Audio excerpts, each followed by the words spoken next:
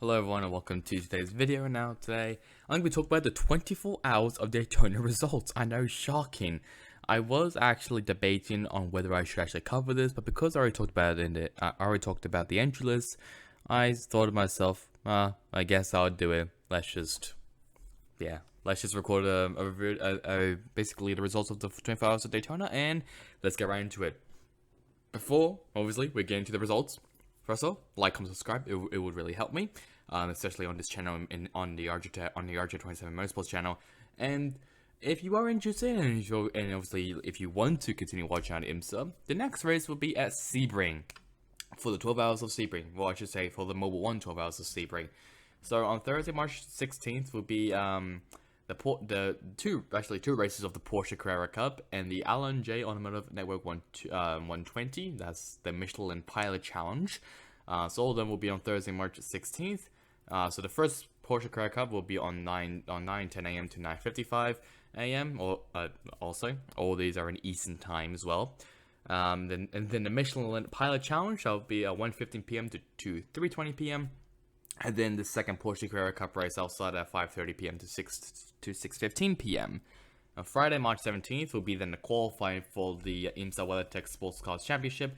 That'll be on 9:10 a.m. to 10:25 a.m. This is on IMSA TV, so I think you could probably maybe still watch it on Peacock or USA or something. So bear with that. Saturday will be the Mobile 1 12 hours of Sebring. For the IMSA WeatherTech Sports Cars Championship. That'll be all of them on Saturday, March 18th. So on Peacock, that'll basically go from 10:05 a.m. to 10:10 p.m. So that'll basically go for the entire duration of the race. You can also watch it on IMSA TV, which is on the exact same time, and you can also watch it on USA, which will be go from 4:30 p.m. to 10:30 p.m. And then finally on March 25th, so it doesn't really matter, on CNBC. We have the Alan Joy Automotive Network 120 for the Michelin Pilot Challenge. That'll be on 11 a.m. to 1 p.m. So, with that out of the way, let's now talk about the results of the 24 hours of Daytona. And I do have some notes here. All of these notes aren't really going to be in particular order. Hopefully, I'll try to make them in order as much as I can. But these are some stuff that I kind of picked up on when I was watching a bit of a race. The snippets basically of what I could watch. Anyways, the results. The winner of the overall 24 hours and the GTP class was obviously the 60 car of the Meyershank Racing Acura RARX-06. That was driven by Tom Blomqvist, Colin Brown, Elliot Cashneves, and Simon Pagenaud. Then we have the 10, driven by Ricky Taylor, Felipe Albuquerque, Louis Delatrese, and Brendan Hartley. And then in third place, we have the Cadillac. Well, the first Cadillac. That being the 01 from Cadillac Racing. That was driven by Sebastian Bourdais, Ranger Van der Zander, and Scott Dixon. And that was the leader rest. The 02 from GTP, the 31, the 24, and the only BMW I'm pretty sure actually finished. The top LMP2 winners was the Orica LMP207 of the 55 car, which was the Proton Competition Orica Gibson. That was driven by Fred Poddad, Francesco Pizzi, James Allen, and Gianna Maria Bruni. Now, so a little funny something about this. This was actually a very, very close finish. I'm pretty sure it was 0.016 of a difference between first and second. And then the 04, which was the CrowdStrike Racing by APR, that was driven by George Kurtz, Ben Hanley, Matt McMurray, and Esteban Gutierrez. And third place in LMP2, we have the Orica LMP2 once again, driven the 88 AF Corsa, driven by Francois Parado, Matthew Vaxver, Julian Canal, and Nicholas Nielsen. And obviously, the leader was the 35, the 8, obviously, with the most of the IndyCar drivers, Scott McLaughlin, Joseph Newgarden, and Griffin Simpson, and then the Rick Ware Racing, and everyone else as well. Here's also another GTP. I talk about Porsche as a whole. They were having a lot of reliability issues.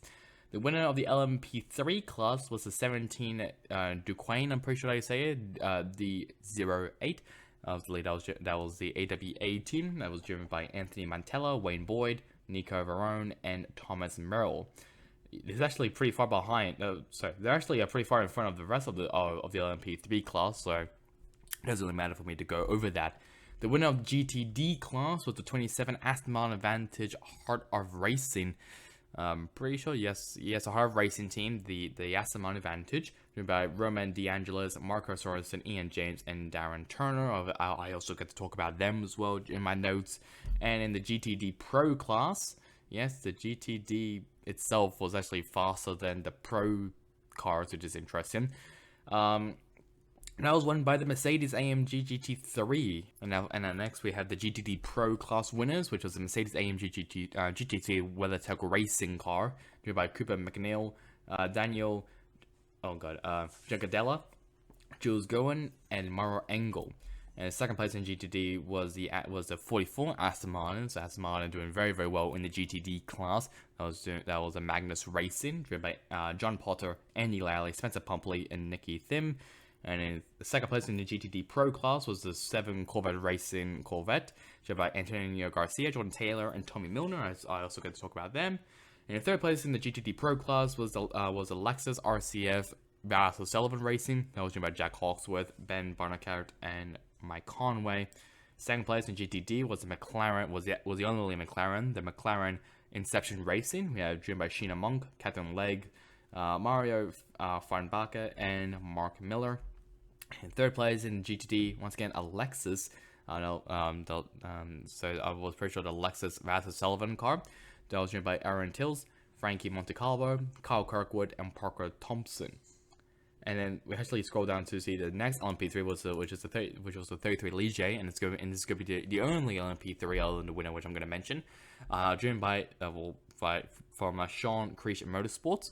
That was driven by Lance Wilsey, Joe Barbosa, Nicholas Pino, and Nolan Segal. And then there's the other LMP3, the 38 of the Performance Tech Motorsports car. So obviously LMP3 was a bit of a doozer, I'll be honest. First thing I just want to mention was the GTP cars. Obviously the fastest cars, the fastest cars obviously on the track. Let's just say the BMW and the Porsche cars were incredibly unreliable due to batteries. Pretty sure both Porsches retired because of battery issues, and the 25 BMW also retired due to battery issues. So that was a bit of an interesting thing there, basically a bit of a occurrence. Another one as well I want to mention is the Acuras were very, very fast, the fastest out of everyone. I'm pretty sure Tom Blomqvist got the fastest lap time of like 135, I'm pretty sure. The Cadillacs, I mean, the 01, 02, they were kind of like the only ones who could really compete against them. The Acuras were just too quick. Too quick for everyone else. The 31 actually, the Cadillac 31, the Wheeling Engineering car actually ran out of fuel at one point, I'm pretty sure, so they had to limp by.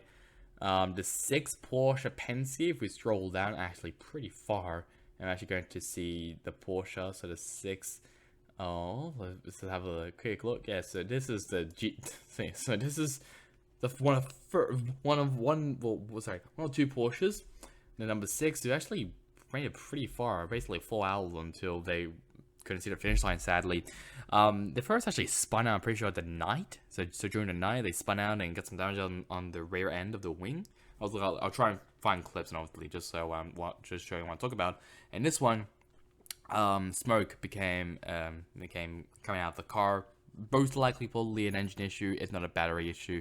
One of them, I'm guessing, because the Porsches and the BMWs, I think even like the GTD cars were even having issues as well. Like there's the other BMW hybrid that was having massive issues, and the other Porsche, which I don't really know where it is, I'll be honest, on this list, but they were also having big issues as well. Actually, I'm pretty sure the 5 actually finished, if I have a little quick look. But either way, it doesn't really change the fact that the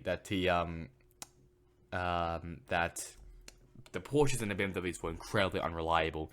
Another interesting point was a 10 that the second place finishes actually went behind the wall unexpectedly. I'm pretty sure they realized there was a bit of an issue in the suspension area, I'm pretty sure. So they put it behind the wall, fixed it up, and put it back up. The 60 was also having engine issues, I'm pretty sure, in pit road and during that exact same time. So both Acuras were kind of struggling at first, but it didn't really matter. Let's talk about GTD. Actually, you know what? No, let's talk about LMP2 for a second. LMP2. This this battle obviously between I'm pretty sure was it James Allen. I'm pretty sure was driving that versus Ben Hanlon. I'm pretty sure was driving that as well for the final. Right, yeah, there it is. 0.016 of a second.